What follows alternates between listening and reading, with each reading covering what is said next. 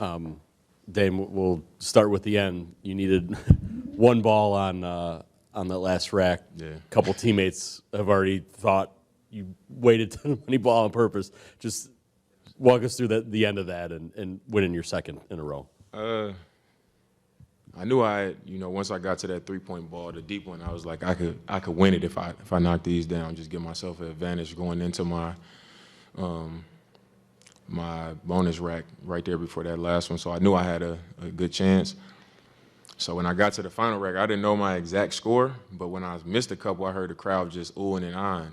And once they kept doing it over and over, I knew I was still alive, because I knew they would have stopped if it would have been over for me. And then, like, the last two balls, I kind of, like, looked up, and then I missed again, and then I grabbed the next one because I knew I needed that one to win. So. What did it feel like to do this again 2 years in a row? I think last year it was the final round was a much lower score to win. Like, nobody really shot the ball great. So that one was fun, obviously winning the first time. And then this one, I felt like everybody shot at a pretty high clip. And the first round, the tie-breaking round, and the final round, everybody like shot well. So this one was, I'd say, a little bit more fun. I guess a little bit more rewarding because we had to really shoot it in, to win. So, this one feels good doing it 2 times in a row. Stamped the first one. How much did you feel like just the champs advantage going last helped you out, like knowing the numbers that you needed throughout the contest? I mean, I think it's an advantage just because you can see a target. You know what you got to get to. You're not shooting just aimlessly where you like somebody can come behind me and beat this score. You're gonna either have a chance to beat it or you're just gonna fall short. But I think that's the only advantage that it is just knowing. You can still go out there and miss. So I like that advantage because I can see it and I can, as a shooter, you know how to tighten up and be sharp and go try to hunt somebody down if it comes down to it. So I think it helped me for sure. In the lead up to this, we talked to Malik a lot about how he was preparing. I don't remember actually talking to you about how you were preparing. So how did you go about this? I didn't prepare at all. I think that's the key to it. And I kept telling Bees, like, my first 2 times I did it, I was practicing. I had racks. I was doing all this stuff, trying to get ready for it, and I went out there and just didn't win.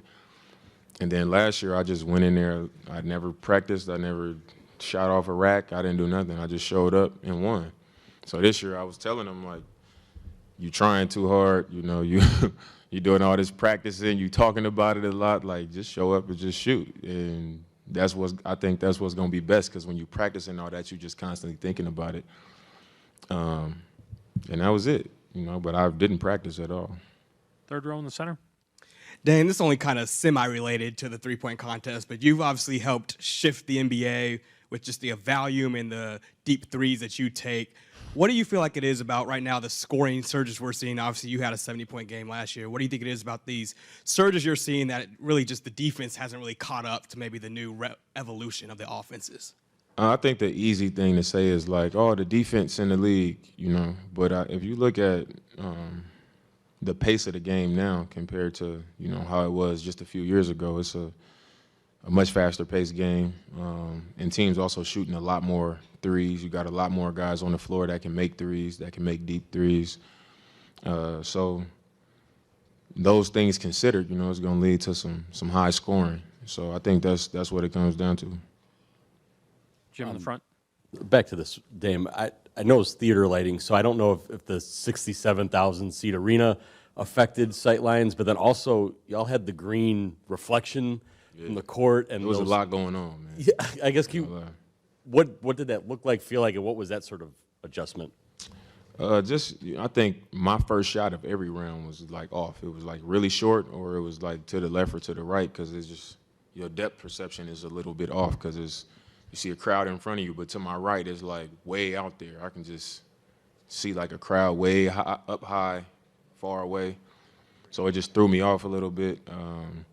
And then I just settled in. And then another time I was running from, I think, the corner to the wing. And as I was running, I was trying to like look down to where the line is and on. And I was like, I might have just shot standing on the line. I probably didn't get all the way behind it because it was like, I didn't know where I was at on the floor, and it kind of confused me for a second. But I don't think it really distracted me that much, you know, from shooting. I think everybody kind of tuned it out at some point, but I'm sure everybody had a moment where something happened and threw them off a little bit. Third row on the right.